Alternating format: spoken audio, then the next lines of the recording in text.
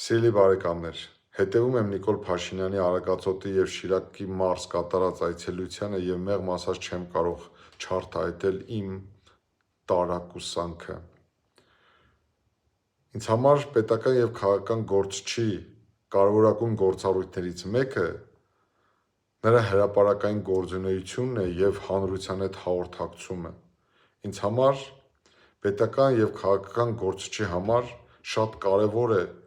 լայնախոհությունը, նրա հավասարակշիռ պահվածքը,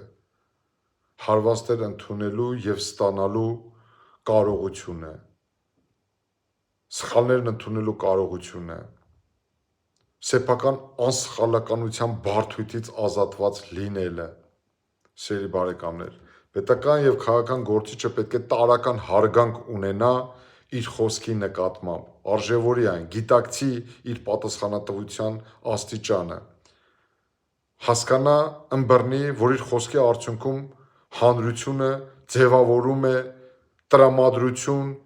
կարծիք, համոզմունք պետության նկատմամբ, իշխանության նկատմամբ, պետական կառավարման համակարգի նկատմամբ, պետական ինստիտուտների նկատմամբ։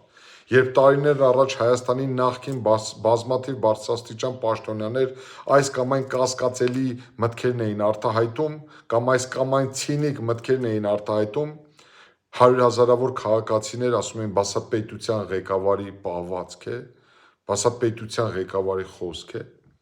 Ահա այսպիսի պահվածքն ու դրսևորած վարքագիծն է ժամանակի ընթացքում, սիրելի բարեկամներ, արժեզրկում պետական ինստիտուտներն ու քաղաքական իշխանությունը ու առաջնորդի խոսքը,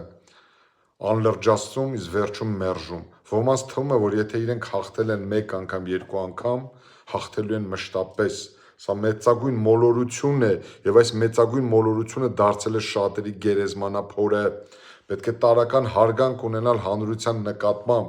անգամ եթե դուք գնացել եք ամենախուլ գյուղեր, ես կարծում եմ հենց խուլ գյուղերում մեր սիրելի գյուղացիները պետք է իդեմս պետական բարձրաստիճան պաշտոնյայի տեսնեն իրենց պետության դեմքը, իրենց իշխանության դեմքը։ Ընդհանրապես խոսքի արժեքը, արժեզրկողը ի վերջո ինքն է արժեզրկվում և ապա լեգիտիմացվում։ Իսկ ես որպես Հայաստանի Հանրապետության քաղաքացի, սիրելի բարեկամներ, մշտապես իմ պետության բոլոր բարձրաստիճան պաշտոնյաներից ակնկալել եմ զսպված, հավասարակշռված հանրային վարքագիծ, որպեսզի ինքս կարողանամ ներքին կուլտուրա ունենալ ու ձևավորել հարգանք պետության նկատմամբ, Հայաստանի Հանրապետության նկատմամբ։ Ափսոս ու ամոթ է այս իրավիճակը։